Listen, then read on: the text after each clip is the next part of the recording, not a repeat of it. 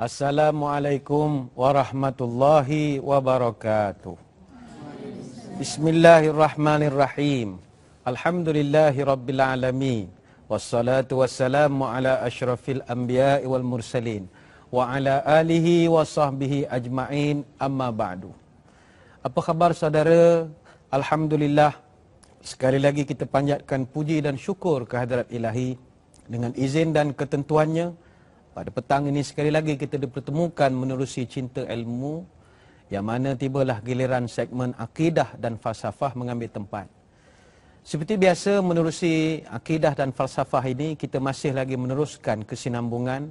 Pada kesempatan minggu-minggu yang lalu, kita membicarakan tentang salah satu daripada aspek falsafah di dalam akidah, iaitu falsafah eskatologis, iaitu berkaitan peristiwa-peristiwa yang terakhir yang berlaku ketika dunia ini akan ditamatkan perkhidmatannya selaku sebuah dunia ataupun bumi yang kita kenali.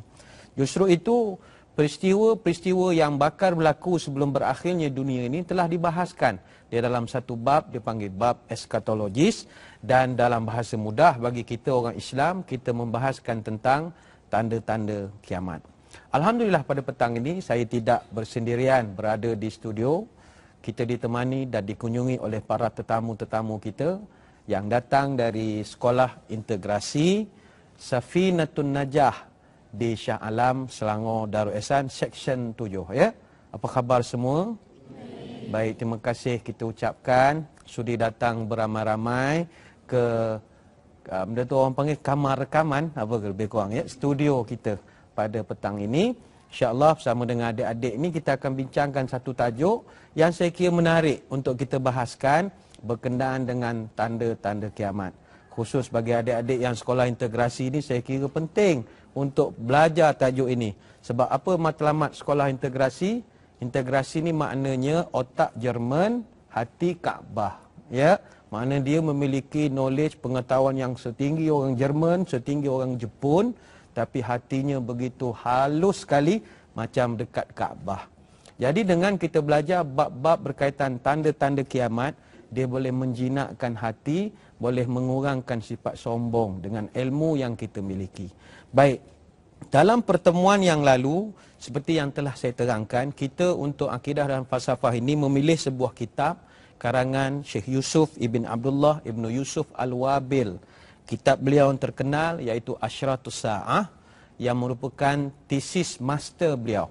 Beliau telah buat satu kajian peringkat sarjana, artinya memiliki disiplin ilmu yang tinggi. Dia telah buatkan beberapa tanda-tanda Asyratus Sa'ah, tanda-tanda kiamat ini, dan beliau telah kumpulkan sebanyak 57 buah hadis berkaitan tentang tanda kiamat kecil. Dan ada 8 tanda kiamat besar, dan ada 5 tanda terakhir sebelum bumi ini dikiamatkan. Dalam kesempatan minggu lalu, kita telah pun terang sampai ada 4 tanda kita telah pun terangkan. Pertama tandanya kita bincang tentang diutusnya Nabi Muhammad SAW, itu tanda dak kiamat. Yang kedua, apabila baginda Nabi itu wafat, itu juga tanda kiamat. Yang ketiga, penaklukan Baitul Maqdis. Yang keempat, berlakunya wabak ta'un di satu kawasan bernama Amwas di dataran Syam sana. Kemudian yang kelima, melimpahnya harta atau harta melimpah ruah, luar biasa sekali. Dan yang keenam, kita bincangkan munculnya pelbagai fitnah. Yang mana fitnah ini, yang pertama sekali kata ulama, fitnah yang datang dari arah timur. Ini juga kita dah bincangkan dalam kesempatan lalu. Ada 5 jenis fitnah dari timur. Saya peringatkan sekali lagi. Yang pertama, kemunculan kelompok-kelompok sesat seperti Khawarij, Syiah, kemudian Batiniyah, Qadariyah, Jahmiyah dan Mu'tazilah. Yang semuanya muncul dari Iraq, sebelah timur Jazirah. Kemudian, apa lagi jenis fitnah dari timur? Berkembangnya ajaran-ajaran yang kufur dari timur dan juga Parsi, seperti mana ajaran-ajaran Majusi misalnya, Zurdustiyah, Ma'nawiyah, Mazdakiyah, Qadianiyah, begitu juga Bahaiyah, semuanya dari timur. Yang ketiga, kata ulama, kemunculan kaum Tartar pada abad ke-17 Hijrah juga dari arah timur. Yang keempat, kemunculan fahaman komunis yang berpusat di Rusia dan juga China, itu juga dari timur. Dan yang kelima, kita bincangkan pada kesempatan lalu, datangnya Dajjal dan juga Ya'juj Ma'juj juga daripada arah timur. Itu pertama, fitnah dari arah timur. Kita juga telah bincangkan apa lagi fitnah. Yang kedua, terbunuhnya Sayyidina Uthman bin Affan radhiyallahu anhu. Yang ketiga, fitnah ini berlaku ialah fitnah berlakunya perang Jamal. Yang ketiga kita dah bincangkan. Yang keempat, berlakunya perang Siffin.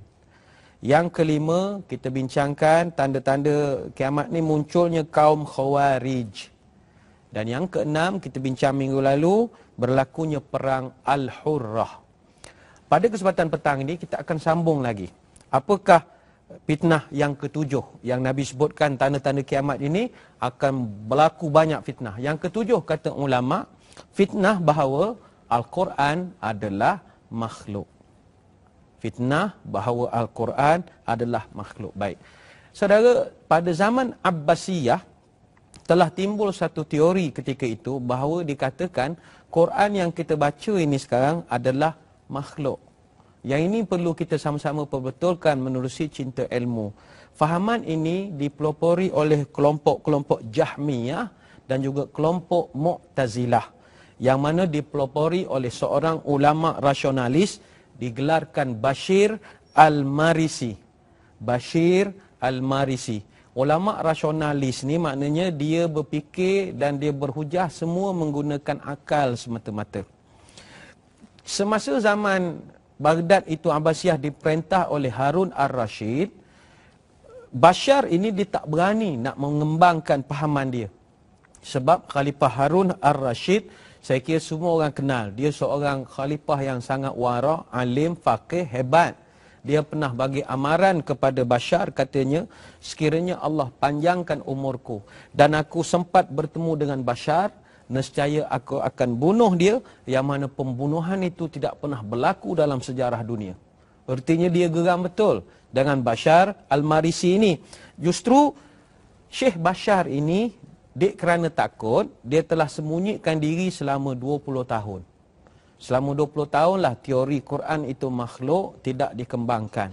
Namun ketika Khalifah Al-Ma'mun naik memerintah kerajaan Abbasiyah, ketika itu muncul balik Bashar ini tadi. Lalu diwujudkan satu kelompok dinamakan Mu'tazilah. Dan Mu'tazilah ini satu kelompok yang pada zaman itu, zaman Al-Ma'mun, sangat diminati oleh masyarakat. Jadi kita boleh katakan penyokong utama golongan Al-Bashar ini, ulama bernama Bashar ini, adalah golongan muda. Orang muda memang sokong betul dia. Memang ramai ikut pengajaran-pengajaran ceramah-ceramah dia. Jadi disebabkan kehendak rakyat ke arah dia itu tinggi, justru Khalifah Abbasiyah iaitu Al-Ma'mun tadi terpaksa ikut. Akhirnya pemahaman bahawa Quran itu makhluk telah diterima oleh kerajaan Abbasiyah. Ketika itulah telah bangkitnya ulama-ulama yang tulen dan sejati yang tidak bersetuju bahawa Quran itu makhluk. Lalu antara yang timbul ketika itu ialah Imam Ahmad bin Hanbal. Kenal Imam Ahmad bin Hanbal? Mengasas kepada mazhab Hanbali hari ini kan. Dia berjuang mengatakan Quran bukan makhluk. Khalifah Al-Ma'mun marah, lalu dia penjarakan Imam Ahmad. Asalnya dia niat nak bunuh Imam Ahmad. Tapi umur Al-Ma'mun tu sendiri tidak panjang, dia meninggal dunia. Jadi ganti dengan satu lagi khalifah, namanya Khalifah Al-Mu'tasim. Al-Mu'tasim ini pun percaya bahawa Quran itu adalah makhluk. Jadi satu hari dia panggil Imam Ahmad bin Hanbal untuk buat debat. Debat dengan siapa? Dengan qadi besar di Baghdad ketika itu bernama Syekh Ahmad bin Abi Daud. Ada kitab sebut Syekh Ahmad bin Ali Daud. Tak apalah, yang penting namanya Ahmad bin Daud lah, itulah lebih kurang namanya. Dipanggil buat debat. Masa itu memang zaman suka berdebat. Jadi dalam perdebatan tersebut, Qadi Ahmad bin Daud ini kalah dalam debat tersebut. Dia berhujah mengatakan Quran makhluk. Imam Ahmad bin Hanbal dia boleh patahkan hujah satu persatu. Kerana Imam Ahmad menang, Khalifah Mu'tasim marah. Lalu dia telah hukum Imam Ahmad. Apa hukumannya? Disebat sebanyak 15 kali. Rotan 15 kali. Dan dipenjarakan selama 28 tahun. Bayangkan Imam Ahmad bin Hanbal menang debat tapi tak dapat hadiah. Dapat sebatan 15 kali. Ketika itulah ada setengah kitab sebut, ketika Imam Ahmad ini dirotan, dia punya seluar ini terlerai, terlucut. Teloreh dia punya seluar.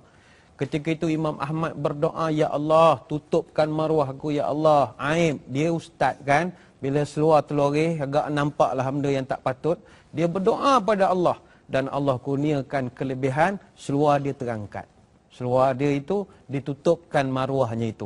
Sebab dia dirotan di khalayak ramai. Kemudian dia dipenjarakan selama 28 tahun. Apabila Khalifah Mu'tasim meninggal, beliau diganti dengan seorang lagi khalifah bernama Al-Wathiq. Al-Wathiq ini juga sama. Dia sangat berpegang kepada teori bahawa Quran adalah makhluk. Jadinya pada zaman dia, ramai ulama' sudah berani untuk nak menegakkan kebenaran. Jadi ketika zaman Al-Wathiq, dia telah tangkap seorang lagi ulama' bernama Syekh Ahmad bin Nazar Al-Khaza'i. Ini cerita yang sangat tragis. Bila dia tangkap Syekh Ahmad bin Nazar Al-Khaza'i, dia panggil, dia suruh mengaku bahawa Quran ini makhluk.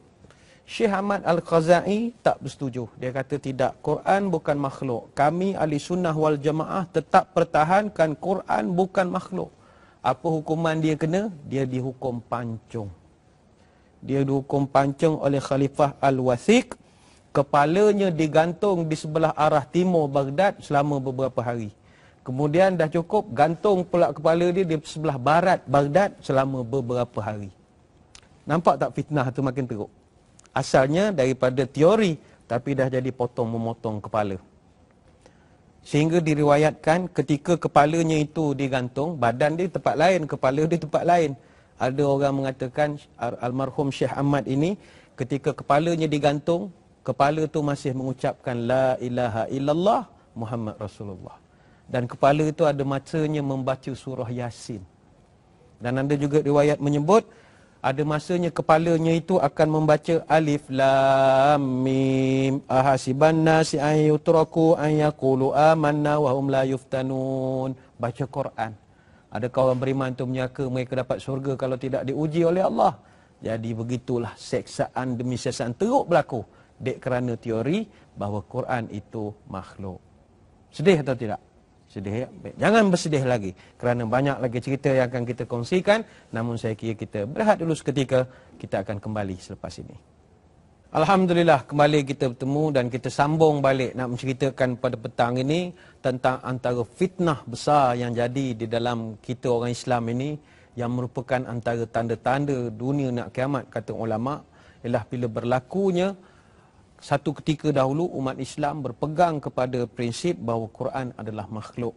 Jadi dia telah memberi fitnah yang sangat besar kepada orang Islam. Sebentar tadi sebelum kita berehat, kita ceritakan bagaimana seorang ulama' yang mana dia ni telah di Syekh Ahmad Al-Khaza'i, dia telah dipancung kepala dia letakkan di timur Baghdad selama beberapa hari kepalanya, digantungkan di barat Baghdad selama beberapa hari. Tapi dek kerana Allah nak tunjuk kebenaran, kepala itu masih lagi boleh bercakap. Disebabkan kepala ini bercakap, Khalifah Al-Wathiq marah, murka dia. Lalu dia ambil semula kepala tu, dia tulis sepucuk surat. Dia tulis sepucuk surat. Daripada saya, Khalifah Al-Wathiq, ingin saya maklumkan, Syekh Ahmad Al-Khaza'i ini, saya potong kepalanya sebab dia degil. Dia lipat surat, dia sumbat dalam telinga kepala ni tadi. Punyalah dia sakit hatinya dengan Syekh Ahmad Al-Khaza'i. Jadi rentetan daripada peristiwa ini, Khalifah Al-Wathiq meninggal. Bila dia dah meninggal dunia, digantikan oleh satu khalifah nama Al-Mu'tasim. Khalifah Al-Mu'tasim ini, bila dia jadi raja, datang orang menasihat. Katanya, tuanku, kita dah tengok depan mata kepala. Kita seksa orang, Allah tunjukkan mayat boleh bercakap macam-macam. Sudah-sudahlah kita buat khianat pada orang. Akhirnya pada zaman Khalifah Al-Mu'tasim, dia insaf. Buat julung-julung kalinya, Imam Ahmad bin Hanbal dikeluarkan daripada penjara. Jadi selepas itu, barulah selesai fitnah yang berlaku pada kerajaan Abbasiyah ketika itu. Bayangkan, kerana teori ini menyebabkan Imam Ahmad bin Hanbal dipenjara 28 tahun. Kerana teori ini, seorang ulama besar Syekh Ahmad Al-Khuzai dipenggal kepalanya oleh Khalifah Al-Wathiq. Kerana teori ini, umat Islam jadi pecah belah luar biasa ketika itu. Inilah ulama sebut antara fitnah terbesar sebagai tanda nak kiamat. Perlu saya jelaskan sebab kita dalam segmen akidah dan juga falsafah. Bagi kita ahli sunnah wal jamaah, bagi kita Al-Quran ini pada dasarnya dia bukannya tulisan. Kita jangan ingat bila Quran ini kita bayang dia tulisan. Tulisan dalam erti kata writings ataupun rasam. Dia bukan, sebab Quran ini dia adalah bacaan, qiraah, recitation. Ya, recitation, gitulah kurang lebih cakap orang putih. Dia bacaan. Quran ini dia bukan tulisan. Sebab itu dalam erti kata Quran ini dia adalah bentuk sebutan. Dia bentuk ucapan. Proses pewahyuan, proses penyampaian, proses pengajaran, proses periwayatan Al-Quran dilakukan menerusi lisan, menerusi hafalan. Dan Nabi tidak pernah ajar Quran menerusi tulisan. Jadi tidak timbul bahawa kan dia ditulis lalu itu makhluk. Kan, bagi kita ahli sunnah wal jamaah, Quran ini lisan. Dia bukannya penulisan. Sebab itu, sejak daripada zaman dahulu lagi kita dah faham, membaca Al-Quran berarti kita membaca dari ingatan. Siapa yang ingat? Dia panggil qara'an an zahri qalbin, recite from memory. Kita baca hari ini Mashaf. Mashaf itu ditulis oleh siapa? Oleh orang yang hafal. Jadi sebenarnya kita bukan baca Mashaf, kita membaca recite from memory. Kita baca dari hafalan orang. Jadi dia tak ada satu form, tak ada satu bentuk. Sebab itu kita tidak setuju. Maka tulisan dia hanya berfungsi sebagai penunjang semata-mata.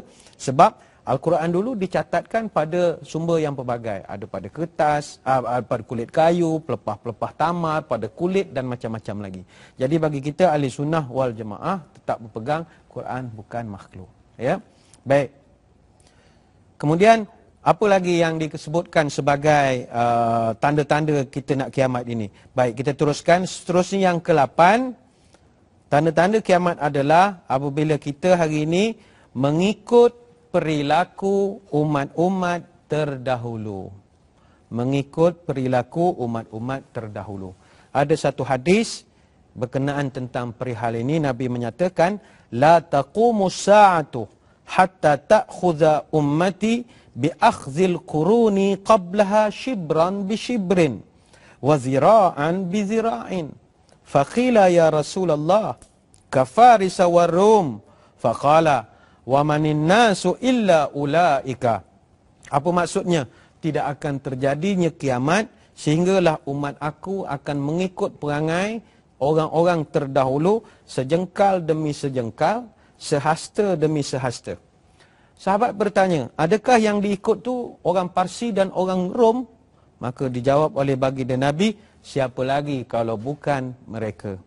Hadis dalam Sahih Al-Bukhari, Kitab Al-I'tisam bil Kitabi was Sunnah, bab qaulun Nabi latattabi'unna sunana man kana qablakum. Hadis sahih, ya. Dalam satu lagi hadis lain daripada Abu Sa'id Al-Khudri radhiyallahu an, Nabi sahabat bertanya kepada Nabi, qulna ya Rasulullah al-yahudu wan nasara? Qala faman. Sahabat dalam hadis lain bertanya, adakah yang kami ikut tu adalah orang Yahudi dan Nasrani? Maka dijawab oleh baginda Nabi, siapa lagi? Maknanya kalau kita sekarang, ya Rasul, yang kita ikut tu Yahudi Nasrani? Agak-agak. Itulah seolah-olahnya macam tak faham-faham. Tak ada dah orang lain, itulah yang akan kita ikut. Ini hadis dalam Sahih Al-Bukhari dan Sahih Muslim, Kitab Al-Ilmi, bab Al-Aladu Khasmu. Jadinya, Nabi telah beri gambaran tanda nak kiamat nanti, kita semua ikut cara orang Rom dan juga Parsi, cara-cara Yahudi dan Nasrani. Dari segi apa yang kita ikut? Dari segi tingkah laku, cara hidup, cara makan, cara minum, cara berpakaian. Macam-macam lah. Kalau tengok hari ini, dari segi kehidupan, lifestyle, memang kita dah menghala ke sana. Kita di Cinta Ilmu ni tak adalah strict sangat, sampai hidup tak boleh jadi langsung pakai kod, pakai apa. Boleh. cara hidup itu yang tak sesuai. Bukanlah mana siang malam kita tak boleh berpakai begini, takkan nak serban jubah hari-hari, nak mandi sungai pun serban. Ada masa kita ikut kesesuaian. Sebab itu orang tua-tua dahulu dia ada buat satu pantun, dia panggil pantun burung perpat. Ini seronok pantun ni. Kata dia, apa tanda burung perpat? Panjang sayap mengimbas-ngibas. Apa tanda kiamat dekat? Nafsu syahwat sesuka melepas. Itu satu. Kemudian apa tanda burung perpat? Di atas batu dipatuk helang. Apa tanda kiamat dekat? Perempuan berbaju seperti telanjang. Seperti. Dia tidak, tapi seperti. Seakan-akan. Apa lagi? Apa tanda burung perpat? Tinggi terbang berkelebat. Apa tanda kiamat dekat? Gadis dan bujang bersidekap.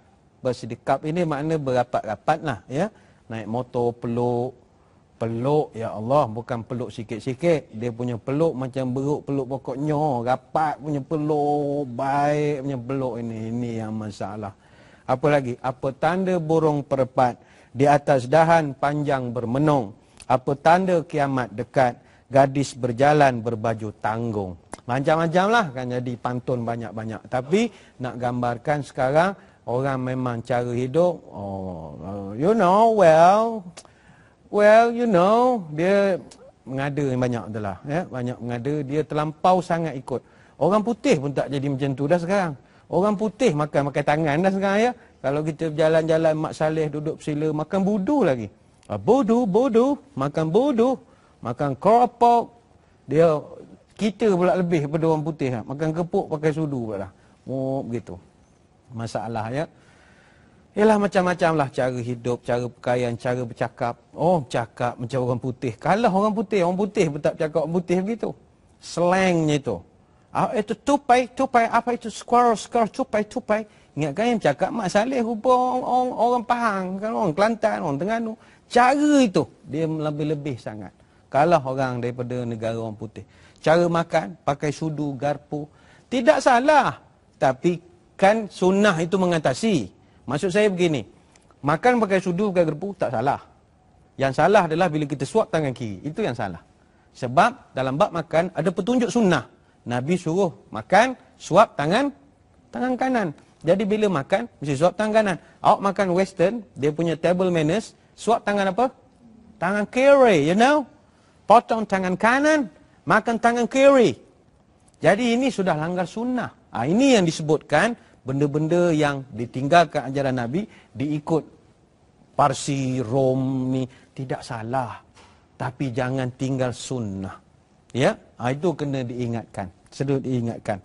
Baik, selesai. Bab munculnya pelbagai fitnah, selesai petang ini. Jadi, saya sebutkan pada minggu lalu, untuk tanda-tanda kiamat bahawa akan muncul fitnah, dia ada 7-8 tanda, kita selesai pada petang ini. Kita sambung yang ke-7. Sebab yang ke-6 pada pertemuan dulu adalah tandanya bila banyak fitnah. Yang ke-7, apa tanda-tanda kiamat? Munculnya orang yang mengaku sebagai Nabi. Ada dah orang mengaku asal Nabi? Pernah dengar? Pernah dengar? Baik.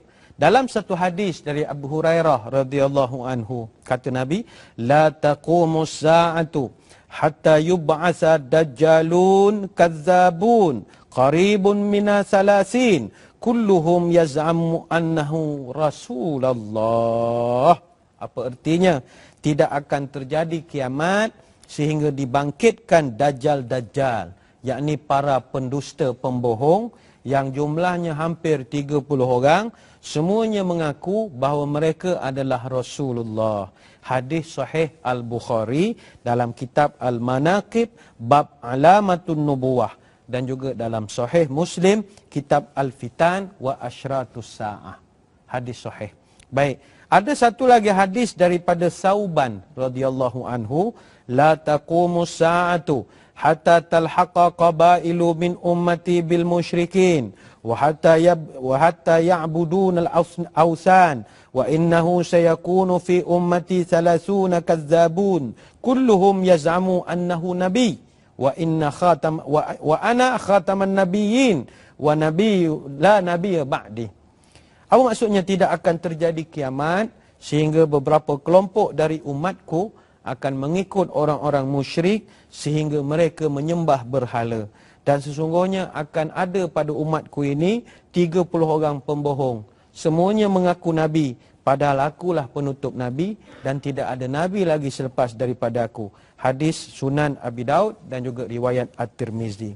Jadi, saudara sekalian, berkenaan tentang hadis-hadis orang mengaku jadi Nabi ini memang banyak.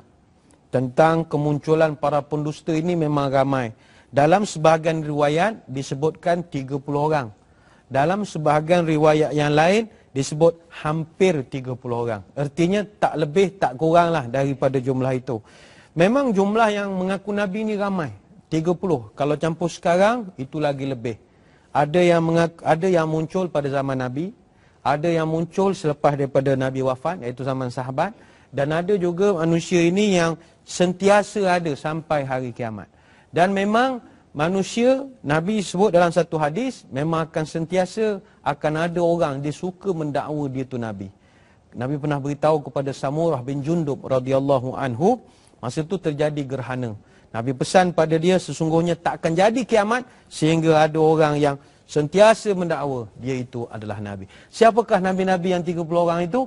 Kita akan bincang selepas ini kerana kita akan berehat seketika, kembali selepas ini. Alhamdulillah, kembali kita bertemu, sedar ataupun tidak, kita telah pun berada di penghujung pertemuan kita pada petang ini, membincangkan tentang tanda-tanda kiamat dalam bab falsafah eskatologis, dan kita sedang bincangkan antara tanda yang Nabi pernah sebutkan ialah apabila ramainya orang mengaku menjadi Nabi. Ramai. Dia orang mengaku jadi Nabi ni bukan lelaki je, perempuan pun ada. Perempuan pun ada. Dalam satu hadis daripada Huzaifah radhiyallahu anhu, Nabi pernah sebut, fi ummati kazzabun wad dajjalun sab'atun wa ishruna minhum arba'un niswatin wa inni khatamun nabiyyin la nabiy ba'di. Apa artinya? Pada umatku ada 27 orang pembohong, antara mereka 4 orang wanita. Dan sesungguhnya aku adalah penutup para nabi, tidak ada nabi selepas aku. Ini hadis dalam Musnad Imam Ahmad bin Hanbal. Jadinya memang ramai orang dia suka mengaku jadi nabi. Kalau dia tak mengaku jadi nabi pun dia mengaku dia ni dengan nabi kamcing sangatlah. Ada cerita dia ni dengan nabi member baik lah, boleh kauting-kauting gitu. Ada perangai-perangai orang macam ini. Siapakah dalam sejarah dunia yang terkenal mengaku jadi nabi? Ada adik-adik di sini kenal?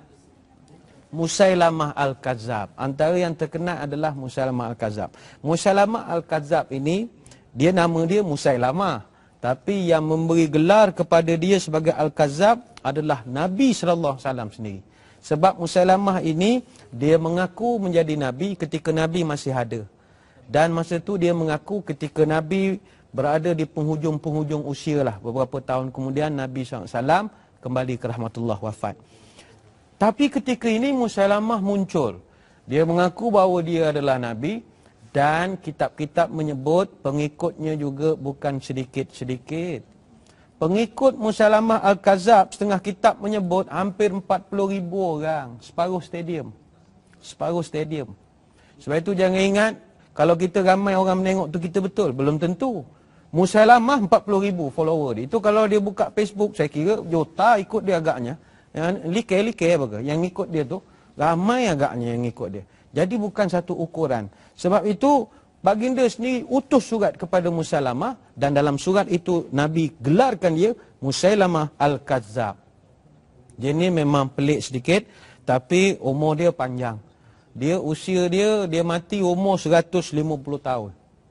Dia mati tahun 12 Hijrah 633 Masihi kurang lebih, dan para sahabat telah memerangi beliau selama beberapa masa. Boleh dikatakan sejak daripada zaman Abu Bakar As-Siddiq radhiyallahu an, di dalam peperangan, dalam perang Yamamah dia telah berlaku peperangan tersebut, dan dia akhirnya dia mati dibunuh oleh seorang yang namanya Wahsy. Wahsy bunuh dia dengan tombak pada zaman Khalifah Abu Bakar As-Siddiq radhiyallahu an. Pernah tak dengar nama Wahsy? Wahsy ni apa masalah dia dulu? Dia bunuh Hamzah kan? Sebab itu Wahsy dia bangga sebab Dulu masa dia muda, dia bunuh orang yang Nabi paling sayang. Tapi bila dia masuk Islam, dia bertaubat, dia bunuh dengan orang Nabi paling tak suka sekali. Dan katanya dia guna tombak yang sama. Wahsy nama dia. Jadi dia dibunuh oleh Musailamah. Apa jahat Musailamah ni masa dia ngaku jadi Nabi? Antara dia yang kita tak boleh terima ialah dia renovate-nya, bukan renovate, inovasi Quran. Dia buat satu surah Quran, dia buat Quran palsu macam-macam. Antara surah yang dia plagiat, dia buat Inna a'tainakal fasalli li rabbika was'aj inna syani'aka huwal ibla. Itu Musailamah punya versi. Pernah dia buat satu surah Al-Fil wa mal fil wa ma adraka mal fil lahu khurtumun tawil wa lahu zail. Apa artinya? Al-fil, gajah. Wa mal fil, apakah itu gajah? Wa ma adraka mal fil, kamu tahu tak gajah itu apa? Lahu khurtumun tawil, dia ada belalai panjang. Wa lahu zail, dia ada ekor pendek. Ini Musailamah Al-Kadzab punya kerja. Sebab itu, orang mengaku Nabi ni memang menyusahkan orang. Satu. Yang kedua, siapa lagi pernah mengaku sebagai Nabi? Ada seorang namanya Al-Aswad Al-Anasi. Dia ni berasal dari Yaman. Dia mengaku menjadi Nabi dan dia ni asalnya seorang dukun. Seorang dukun di Yaman. Dan para sahabat, ridwanullah alaihim ajma'in, telah berjaya bunuh beliau sebelum Nabi wafat. Beberapa ketika lah sempat dia dibunuh. Itu yang kedua. Yang ketiga, ini perempuan. Ada seorang ni namanya Sajah binti Al-Haris bin Suwaid bin Aqfan At-Tamimiyah. Dia ni berasal dari Bani Yarbu. Mati pada tahun 55 Hijrah, 675 Masihi. Dia seorang dukun wanita. Bomoh lah. Kalau kita sekarang dia ni bomoh yang mengaku jadi Nabi di zaman Abu Bakar As-Siddiq radhiyallahu anhu. Nabi dah wafat. Dia mengaku menjadi Nabi dan dia berkahwin dengan Musailamah Al-Kadzab. Kecil dunia ni kan. Awak perasan tak? Manusia ni dia kahwin sama-sama lain dia je. Kalau dia Nabi palsu, suami pun Nabi palsu. Profession yang sama lah. Lebih kurang. Dia, dunia tu kecil. Dia kahwin dengan Musailamah Al-Kadzab. Dan selepas daripada Musailamah Al-Kadzab dibunuh, Sajah ini telah lari ke Iraq. Dan dia di sana, dia telah kembali semula kepada Islam dan dia mati dalam keadaan Islam. Sajah namanya ya. Yang keempat siapa lagi? Tulaihah Al-Asadi. Mati tahun 21 Hijrah. Dia masuk Islam tahun 9 Hijrah, kemudian dia murtad dan kemudian dia mengaku menjadi nabi. Semasa bila? Zaman Abu Bakar As-Siddiq radhiyallahu anhu. Setelah Sayyidina Abu Bakar meninggal dunia, Tulaihah dia telah bertaubat, masuk semula Islam dan dia berjuang bersama tentera Islam, mati syahid dalam peperangan penaklukan Parsi. Dia mati syahid dalam penaklukan Parsi. Yang kelima, Al-Mukhtar bin Abi Ubaid As-Saqafi. Dia ni pembohong besar. Dia tunjukkan dia ni cinta kepada Ahlul Bait. Oh, dia macam cinta sangat kepada keluarga Nabi ni. Luar biasa sekali, selawat-selawat, lagu-lagu macam-macam. Rupa-rupanya dia ni seorang pembohong. Dan dia begitu semangat nak tuntut bela kepada pembunuhan Sayyidina Husain bin Ali yang terkorban di Karbala. Jadi dia ni sebenarnya ipar kepada Abdullah bin Umar radhiyallahu anhuma, sahabat Nabi yang paling tiru perangai Nabi. Jadi pengikut dia ketika itu memang ramai. Dan dia kuasai kerajaan di Kufah ketika awal Khalifah Ibn Zubair. Dia mengaku menjadi Nabi dan dia mengaku bahawa wahyu turun kepada dia. Jibril turun kepada dia menyampaikan wahyu. Dia mati dibunuh oleh Mus'ab bin Az-Zubair yang ketika itu berlaku berlaku operasi ketenteraan di Harura. Meninggal, akhirnya dibunuh juga. Itu yang kelima. Yang keenam, siapakah lagi nabi-nabi palsu? Al-Haris Al-Kadzab. Al-Haris Al-Kadzab dia muncul pada masa Khalifah Abdul Malik bin Marwan. Juga dia bunuh. Dia kena bunuh. Yang ketujuh, nabi palsu Abdullah bin Muawiyah bin Abdullah bin Ja'far bin Abi Talib. Dia ini adalah pengasas teori reinkarnasi. Teori bahawa roh orang mati akan balik semula. Kita biasa dengar teori ini. Dan dia mengaku menjadi Nabi dan jadi Tuhan sekaligus. Dua dalam satu lah, terus package terus. Nabi pun ya, Tuhan pun ya. Ya. Kemudian siapa lagi? Yang ke-8 abad ke-19 Mirza Ali Muhammad. Juga mengaku menjadi Nabi. Dia ni pengasas kepada pahaman Babisma. Babisma ini dia dihukum mati oleh pemerintah Iran. Kemudian yang ke-9 siapa lagi? Mirza Hussein Ali. Juga mengaku jadi Nabi, pengasas agama Bahaisme ataupun pengganti kepada Babisma.